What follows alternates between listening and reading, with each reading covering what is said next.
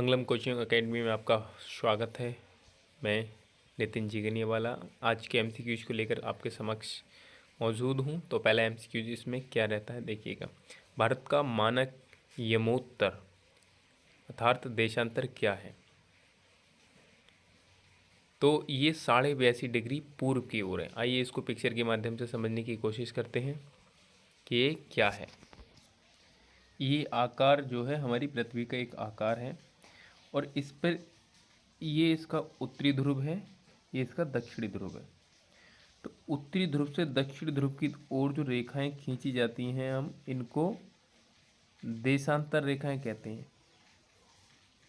और इन देशांतर रेखाओं में एक जो मुख्य रेखा है जो 0 डिग्री पर है वो क्या है हमारी, यहाँ पर वो 0 डिग्री की जो रेखा है वो ग्रीनविच रेखा है। इस ग्रीनविच रेखा के इस साइड पूर्व है, ईस्ट, इस साइड है वेस्ट, पश्चिम। तो इधर की ओर जो समय रहता है वो प्लस में रहता है और इधर की ओर जो समय रहता है वो माइनस में रहता है। तो हमारा जो देश पड़ता है वो इस साइड पड़ता है, भारत। इंडिया इस साइड पड़ेगा, इंडिया इस साइड पड़ेगा। तो इस 0 डिग्री से हम इधर जब बढ़ते हैं तो इंडिया की जो लाइन आती है, जो टाइम स्टैंडर्ड है, वो 82.5 डिग्री पूर्व की ओर है। इस क्वेश्चन का आंसर इस हिसाब से ये हो जाता है, ठीक है। इसलिए इस क्वेश्चन का जो राइट आंसर है वो 82.5 डिग्री पूर्व की ओर है। भारत का यमोत्तर, देशांतर को यमोत्तर लाइन भी कहते हैं। नेक्स्ट क्वेश्चन देखेंगे आप। भारत की मानक समय रेखा किस शहर के पास से होकर गुजरती है? तो इसमें राइट आंसर है मिर्ज़ापुर। मिर्ज़ापुर ये प्रयागराज में है।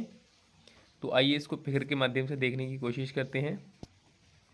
जैसे कि आप पिक्चर में देख रहे हैं, ये हमारी इंडिया है, इंडिया का मैप है अर्थात।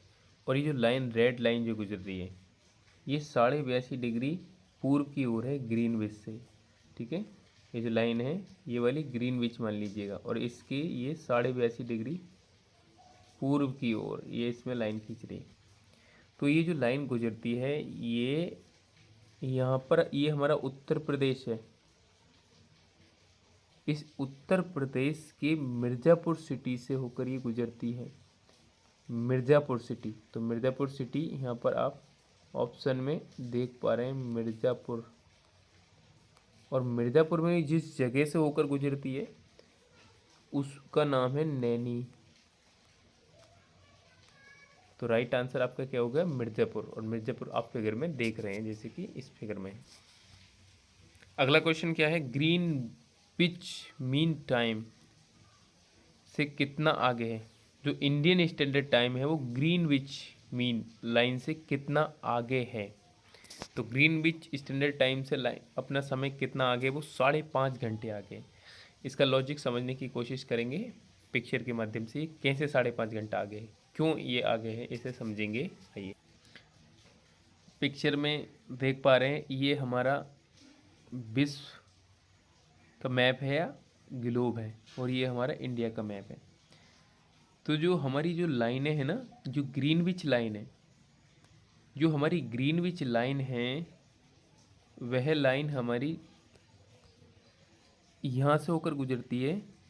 ये जो आप फिगर देख रहे हैं, ये जो लाइन है ये यहाँ से होकर गुजरती है, 0 डिग्री है, ठीक है। ये जस्ट लंदन के ऊपर से होकर गुजरती है। और हमारा जो इंडियन स्टैंडर्ड टाइम है वो यहाँ से होकर गुजरता है, ये 82.5 है।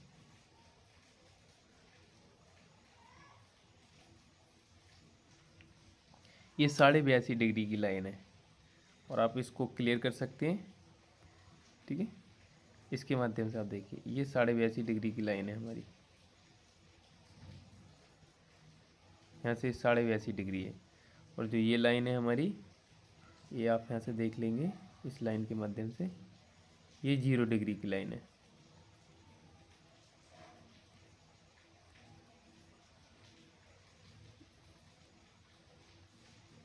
ये जो 0 डिग्री की लाइन है और इनके बीच जो डिफरेंस है जो डिफरेंस बनता है इनके बीच में वो 82.5 डिग्री का बनता है।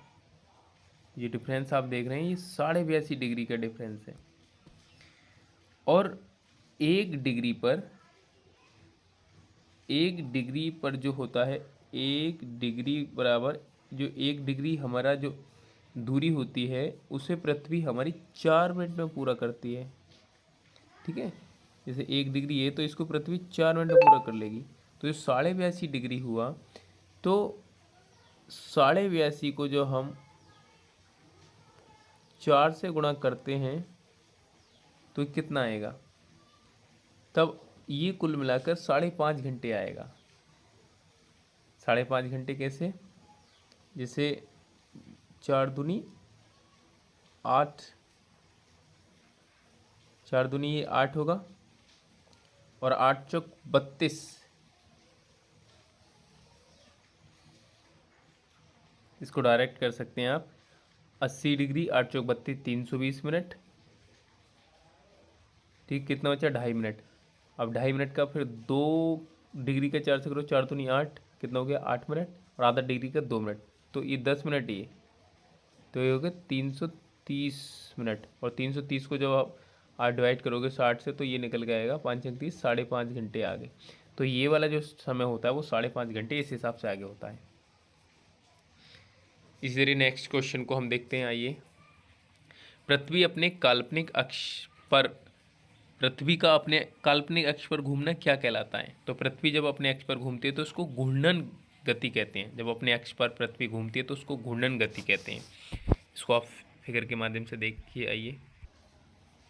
ये अर्थ का रोटेशन हो रहा है अपने एक्सिस पे, इस हिसाब से जो अपने एक्सिस पे अर्थ जो घूम रही है, नहीं, ये जो आप देख रहे हैं, तो ये सब अर्थ का रोटेशन है, अर्थ रोटेशन। तो उम्मीद है क्वेश्चन क्लियर हुआ होगा। जब पृथ्वी अपने एक्सिस पे घूमती है तो इसको रोटेशन या घूर्णन कहते हैं। नेक्स्ट क्वेश्चन है, पृथ्वी पर दिन और रात का होना किस गति का परिणाम है? तो जो पृथ्वी पे दिन और रात हो रहे हैं वह भी इसी रोटेशन का कारण है। जैसे कि आप पिक्चर में देख रहे थे, यही गति एक बार, मतलब एक हिस्सा पृथ्वी का 12 घंटे के लिए सामने आता है सूर्य के, और एक सूर्य के पीछे चला जाता है।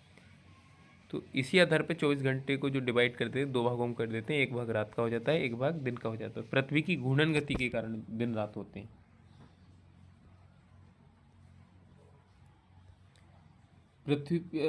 पृथ्वी पर ऋतु में परिवर्तन का मुख्य कारण क्या है? जो ऋतु परिवर्तन होता है, पृथ्वी सूर्य के चारों ओर घूमती है, सूर्य की जो परिक्रमा करती है, और अपने अक्ष पर जो इसका झुकाव है, इस कारण इस पे एक्सिस, अपने एक्स पे झुकाव के कारण यहाँ पर ऋतु परिवर्तन होती है। पिक्चर के माध्यम से इसको आओ देखते हैं। फिगर में आप देख सकते हैं कि ये हमारा सन है और ये हमारा पृथ्वी है। तो पृथ्वी अपने एक्सिस पर भी घूम रही है। अपने एक्सिस पे घूमने के कारण इसका एक भाग 12 घंटे के लिए सूर्य के सामने आया तो यहाँ दिन निकल आता है, एक भाग इसका सन के पीछे रहता है तो यहाँ पर रात रहती है। ठीक है, और इसके साथ साथ ये पृथ्वी अपने घूर्णन के साथ साथ एक एक्सिस अपने एक कक्षा में सूर्य के चारों ओर पास भी घूम रही है। जैसे ये कक्षा आप बनते हुए देख रहे हैं, इस कक्षा में सूर्य के चारों ओर पास भी घूम रही है। तो चारों ओर पास घूमने के कारण ऋतु परिवर्तित होते हैं। ऋतु कैसे परिवर्तित होते हैं? जैसे मान के चलिएगा, ये जो हिस्सा है सन का, यहाँ पर डायरेक्ट लाइट पड़ रही है, यहाँ पर डायरेक्ट लाइट पड़ रही है, और इस पोल्स पे तिरछी तिरछी किरणें पड़ रही हैं। और एक समय ऐसा आएगा घूमते घूमते कि ये वाला पोल्स जो ना, ये वाला पोल्स ये नीचे आ जाएगा, तब यहाँ पर क्या हो जाएगा, सर्दी हो जाएंगी। अभी यहाँ पर गर्मी हो रही है, और जो ये वाला पोल्स है, ये वाला पोल्स ऐसा होगा एक समय कि ये वाला पोल्स ऊपर आ जाएगा, तो यहाँ पर गर्मी हो जाएगी, और यहाँ पर अभी इस समय सर्दी हो रही है। तो ऋतु का परिवर्तन हो रहा है अपने एक्सिस पे। पृथ्वी वो सन के ओर पास जो पृथ्वी घूम रही है और जो एक्सिस पे झुकी हुई है, इस कारण यहाँ पर क्या हो रहा है, ऋतु परिवर्तित हो रहा है। समझ में आया होगा पिक्चर के माध्यम से। और सभी छात्र जो एसएससी सीजीएल या किसी भी वनडे एग्ज़ाम की तैयारी कर रहे हैं, तो इस चैनल को सब्सक्राइब कीजिए और अपने यार दोस्तों को इसको शेयर कीजिए। इस पर कंटिन्यूटी के साथ वीडियो आती रहेंगी और आपको डेली एमसीक्यूज टेलीग्राम और व्हाट्सएप पर उपलब्ध रहेंगे और तथा उनकी इसी प्रकार से वीडियो आपको यूट्यूब चैनल पर मिलती रहेगी। नेक्स्ट क्वेश्चन देखते हैं। एक अधिवर्ष में कितने दिन होते हैं? तो एक अधिवर्ष में 366 दिन होते हैं। दरअसल क्या है कि पृथ्वी हर वर्ष लगभग 5 घंटे एक्स्ट्रा गति करती है। मतलब जो एक साल होता है वो 365 दिन 5 घंटे कुछ मिनट का होता है। तो ये 5 5 5 जब 4 साल बाद मिल जाते हैं तो ये पूरे 6 चौक 24 लगभग ये एक दिन बढ़ जाता है और ये अधिवर्ष उसमें जुड़ जाता है। तो इसका आंसर जो होगा 366 होगा, ना कि 365। उत्तरी गोलार्ध में सबसे लंबा दिन और सबसे छोटी रात कब होती है, जिसे ग्रीष्म अयनांत समर सोलिस्टिक कहते हैं, सोलिस्टिस कहते हैं। तो ये जो समय आता है उत्तरी गोलार्ध में सबसे बड़ा दिन वो 21 जून को आता है। 21 जून को जो उत्तरी गोलार्ध में देश है जिसमें हमारा भारत भी पड़ता है, इसमें कितनी भीषण गर्मी पड़ती है। इसका मतलब ये है कि सन हमारे सर पर तिरछी किरणें भेज रहा है, इसलिए यहाँ पर सबसे अधिक गर्मी भी होती है और सबसे बड़ा दिन भी होता है, क्योंकि दिन का संबंध है प्रकाश से और प्रकाश का सीधा संबंध है पृथ्वी की सतह का प्रकाश सूर्य की किरणों के टच में रहना। इसको एक बार पिक्चर से और समझ लीजिए। इसी फिगर से आप देख सकते हैं कि पृथ्वी पर इस समय इस मान के चलिए इस छल्ले से जो मानेंगे ये उत्तरी गोलार्ध है, उस छल्ले के नीचे जो मानेंगे ये दक्षिणी गोलार्ध है। ये दक्षिणी गोलार्ध है। अब दक्षिणी गोलार्ध में क्या हो रहा है, दक्षिणी गोलार्ध में इस समय क्या हो रहा है, ये मानेंगे दक्षिणी गोलार्ध में इस समय क्या हो रहा है कि यहाँ पर सूर्य की किरणें कम ही पड़ती हैं, क्योंकि इसका पूरा एक्सिस भी नीचे है इस समय और यहाँ किरणें भी तिरछी पड़ रही हैं।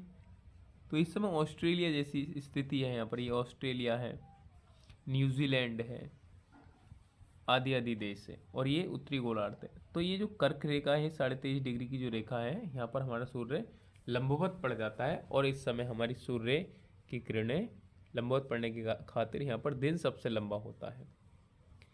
इसी प्रकार से दिसंबर में स्थिति मकर रेखा पर होती है। 22 दिसंबर को वहाँ पर सबसे बड़ा दिन होता है और सबसे छोटी रात होती है मकर रेखा पर। तो यहाँ पर आप समझे होंगे। नेक्स्ट क्वेश्चन की ओर बढ़ते हैं। किस स्थिति में पूरी पृथ्वी पर दिन और रात बराबर होते हैं, जिसे विषुव कहा जाता है?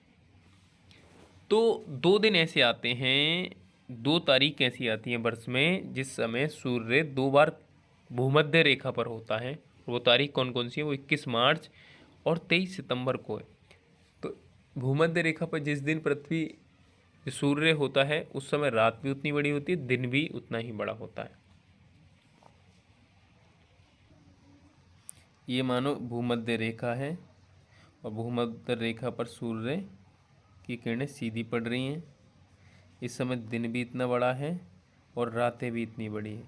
ये जो स्थिति है 21 मार्च और 22 सितंबर को हो रही है। क्वेश्चन का आंसर ये है 21 मार्च और 23 सितंबर को। पृथ्वी का अक्ष उसके कक्षीय समतल के साथ कितने डिग्री का कोण बनाता है? तो वो 66.5 डिग्री का बनाता है। जो पृथ्वी का एक्सिस है और उसका जो कक्षीय समतल है उसके साथ 66.5 डिग्री का कोण बनता है। पृथ्वी का अक्ष ये है और इसका समतल ये है। तो पृथ्वी का अक्ष, ठीक है, पृथ्वी का अक्ष और ये समतल, इसके बीच जो कोण है वो 66.5 डिग्री का है। क्वेश्चन ये कह रहा है। तो समतल और पृथ्वी के अक्ष के बीच जो कोण बनता है वो 66.5 डिग्री का बनता है। नेक्स्ट क्वेश्चन है क्वेश्चन क्या है, ग्लोब पर वह काल्पनिक वृत्त जो दिन और रात को विभाजित करता है क्या कहलाता है? इसको प्रदीप्त वृत्त कहते हैं। जहाँ से दिन और रात का निर्धारण हो जाता है उसको प्रदीप्त वृत्त कहते हैं। ये मान के चलिएगा ये रात और दिन का निर्धारण हो रहा है, तो एक लाइन होती है, ठीक है, कि इतने हिस्से में इधर दिन हो गया, इस हिस्से में रात होगी, तो उसको प्रदीप्त वृत्त कह देंगे। लास्ट क्वेश्चन है, पृथ्वी की कक्षा का आकार कैसा है? तो वो दीर्घ वृत्ताकार है। वृत्ताकार तो है लेकिन उसमें भी दीर्घ वृत्ताकार है, एक ऐसा आकार जिसमें पृथ्वी अधिक से अधिक घूमती है। तो इसको फिगर के माध्यम से देख लें, समझ लें। ये वृत्ताकार है, ठीक है, ये वृत्ताकार है, ये भी वृत्ताकार है, लेकिन इसमें एक विशेषता जुड़ जाती है, ये दीर्घ वृत्ताकार है, दीर्घ वृत्ताकार है। तो पृथ्वी जो घूमती है हमारी सन के चारों ओर पास, इस उसमें घूमती है वृत्ताकार में, दीर्घ वृत्ताकार में, ठीक है। तो सभी क्वेश्चन आपके फिनिश हो गए हैं और उम्मीद है कि आपको एनिमेशन वीडियो, एनिमेशन पिक्चर के माध्यम से, एडिटिंग के माध्यम से अच्छे से वीडियो क्लियर हुई होगी। अगर आपको इसी प्रकार की और वीडियो चाहिए तो हमारे चैनल को सब्सक्राइब करें, हमारी वीडियो को लाइक करें तथा अपने यार दोस्तों में शेयर करें। वीडियो की कंटिन्यूटी आती रहेगी, वीडियो की क्लियरेंस, वीडियो के नीचे कंटेंट आपको आपके एग्ज़ाम से रिलेटेड मिलेगा। तो हमारे चैनल को सब्सक्राइब कर लीजिएगा और हमारी एकेडमी पर आप फिजिकल क्लासेस भी ले सकते हैं। थैंक यू, धन्यवाद।